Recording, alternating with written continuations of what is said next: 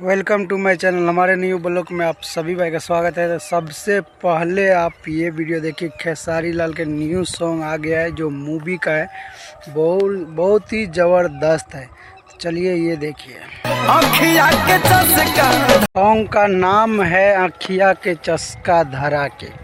जब आप लोग सोच सकते हैं, जब टाइटल ही इतना ज़बरदस्त है तो वीडियो कितना अच्छा होगा। अच्छा क्वालिटी का वीडियो बनाया है जो बहुत देखने में बहुत।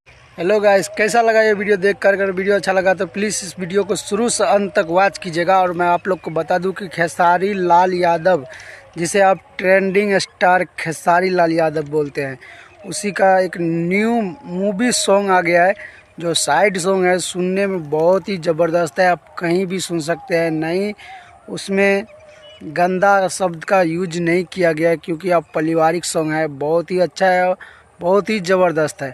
और आते ही यूट्यूब पे धमाल मचा दिया है, गर्दा मचा दिया, आग लगा दिया है।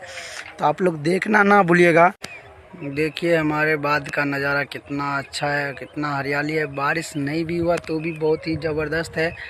तो आप लोग के देख के कैसा लगा? अगर अच्छा लगा तो इस वीडियो को शेयर कर दीजिएगा, अपने भाई का सपोर्ट कीजिए। बहुत ही ज़बरदस्त नज़ारा मैं आप लोग को दिखा रहा हूँ। ऐसा नज़ारा शायद भी कोई ब्लॉगर दिखाता होगा।